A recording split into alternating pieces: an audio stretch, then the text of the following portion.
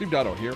Today, instead of giving you one of my normal great productivity tips showing you how some software works, I want to talk to you a little bit about something that's been bothering me increasingly lately, the productivity paradox.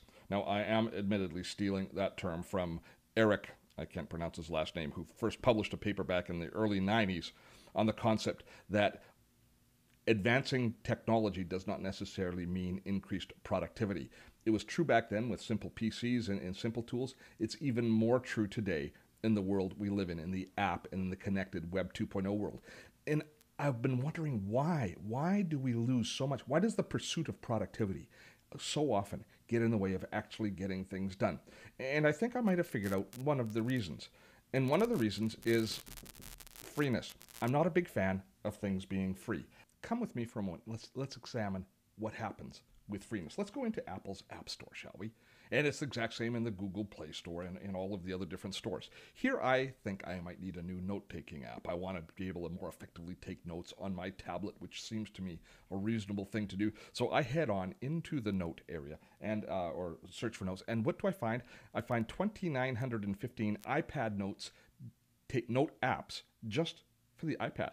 And there's like 5,000 if I include the iPhone note-taking apps. Now, admittedly, some of those aren't necessarily pure note-taking apps, but there is a goodly number of them. So even if they did a good job of explaining what they all were in these screens, which they don't. If you go in and you take a look at any of these note-taking apps, they tell you just the basics. They basically give you a little bit of a pitch about what they want you, what they think you might want to be interested in the note-taking app. And then comes the insidious part.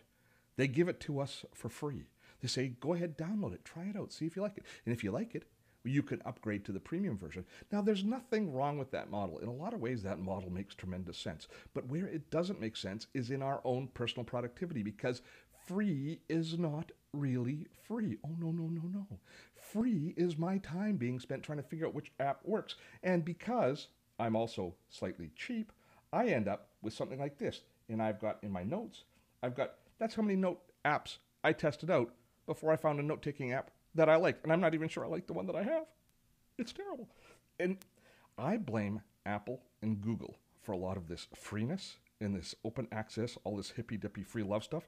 Here's the problem. When Apple released their newest versions of their software, and they kind of really got going on the desktop, they decided to incorporate the essential apps that we needed to use every day. And they identified some productivity apps in that mix. They identified calendar app, they identified email, and those two, and contacts. And those three apps, or those three functions, they determined they were going to give away for free to entice people to move over to the Mac from the Windows world.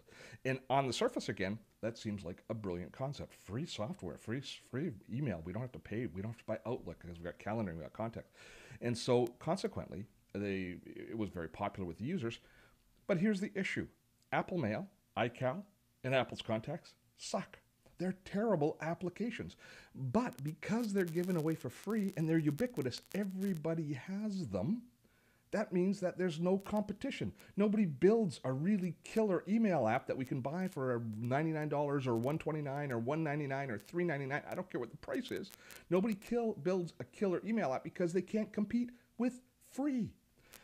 Now, while I applaud Apple giving away software for free and allowing us to use it, if you do that, if you kill the market, then you're beholden to produce excellent software. You have the ability. You certainly do have the ability. It's proven in your desktop applications, in your desktop operating system, in your iPhone operating system.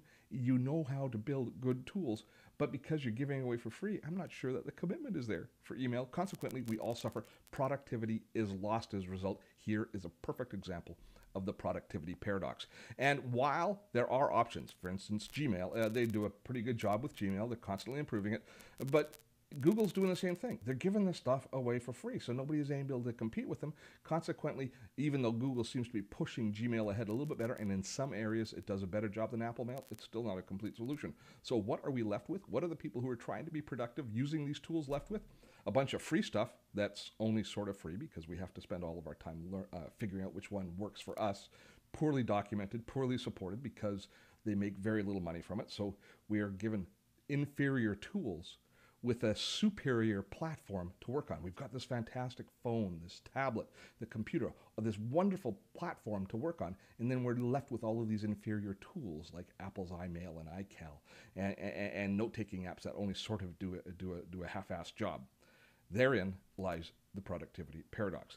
If you have comments about it, if you want to set me straight, if you agree with me, why not drop by and our website. You can comment, or you can comment here on the YouTube channel as well. I'm Steve Dotto, and next week we'll get back to giving you some real productivity tips. I promise.